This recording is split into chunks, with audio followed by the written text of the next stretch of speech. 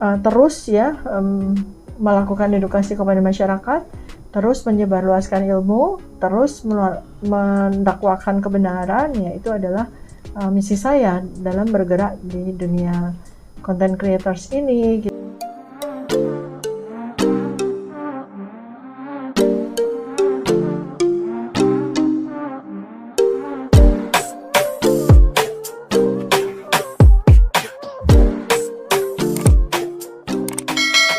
Masih ingat ya, kita semua di awal tahun 2020 itu terkunci di rumah masing-masing, bahkan nggak bisa ke kantor, nggak bisa pergi kemana-kemana karena pandemi COVID-19.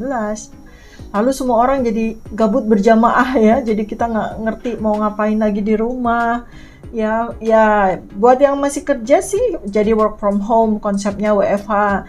Kalau yang kuliah atau sekolah juga ya akhirnya jadi pada belajar di kelas online gitu kan, berbasis virtual. Semua orang memaksakan diri dan kemudian cepat-cepat beradaptasi untuk melakukan pekerjaan dari rumah maupun pembelajaran jarak jauh atau PJJ. Itu seluruh dunia seperti itu. Dan kemudian ya banyak orang-orang yang dulunya ada berkecimpung dalam bidang entertainment ya, seperti artis itu kan, kemudian juga yang dulunya belum jadi YouTuber, belum jadi Instagram content creators gitu kan, itu juga semua rame-rame menuju ke situ. Dan akhirnya setelah pasca pandemi, pasca lockdown ya, semua sudah kembali pada kehidupan masing-masing, tapi kita kemudian menjadi terbiasa dengan dunia sosial media, dengan dunia konten ya.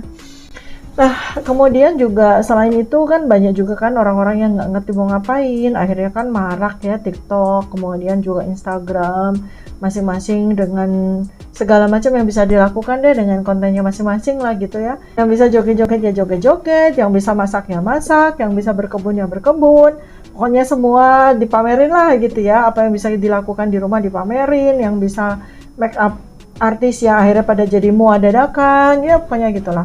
Sampai ke jualan-jualan ya pada buka toko-toko online, ya itu kan sisi bagusnya. Lalu yang ingin saya jajaki juga ya pada waktu sama-sama kita semua itu melakukan work from home ya, karena memang dunia saya adalah dunia edukasi, ke dunia pemberdayaan ya, saya kemudian melakukan itu dengan platform, dengan sosial media ya, melalui YouTube, kemudian juga Instagram, Facebook, dan platform-platform yang lain ya, bahkan saya juga masuk ke TikTok. Misi saya sesungguhnya adalah sebetulnya terus ya melakukan edukasi kepada masyarakat, terus menyebarluaskan ilmu, terus mendakwakan kebenaran, ya itu adalah misi saya dalam bergerak di dunia content creators ini gitu ya. Jadi saya juga ingin sekali sebenarnya menghimbau seluruh anggota masyarakat ya. Sebenarnya kita ini sudah bergerak menuju kepada dunia virtual sebagai dunia nyata kita, dan kita semakin bergerak meninggalkan dunia nyata kita sebagai dunia yang sudah kita tinggalkan ya. Karena praktis sebetulnya kalau Anda analisis ya, dari pagi sampai malam Anda tidur, baru bangun tidur sampai mau tidur tuh dunia Anda sepenuhnya ya mungkin hanya menyisakan 10-20% saja dunia nyata Anda yang tidak bisa diangkat ke dunia virtual ya. Tapi kalau kegiatan yang dilakukan itu kan sudah sepenuhnya berbasis dunia virtual ya. Bahkan misalnya sungguh pun anak-anak sekarang sudah berangkat ke sekolah lagi, sudah kuliah lagi, maupun Anda yang bekerja juga sudah ke kantor lagi. Tapi coba Anda perhatikan ya bahwa kegiatan Anda pun juga sampai dengan sekarang, walaupun sudah ada di sekolah, sudah ada di tempat universitas di kampusnya masing-masing, maupun juga sudah di kantor masing-masing, kan rasa-rasanya kita ngerasa lebih ngerasa fit in gitu ya untuk tetap berada di dalam dunia virtual. Karena waktu 2,5 tahun ya, hampir 3 tahun ini kita sudah mengalami yang namanya adaptasi dari dunia nyata ya, kegiatan-kegiatan di dunia nyata menjadi kegiatan-kegiatan di dunia virtual, dan ternyata kita menyukainya gitu ya. Kalau kita lihat dari sisi positifnya ya, saya sementara ini belum mau melangkah atau belum mau membahas soal ekses negatifnya ya, tapi saya pengen mengajak Anda untuk melihat dari sisi positifnya ya.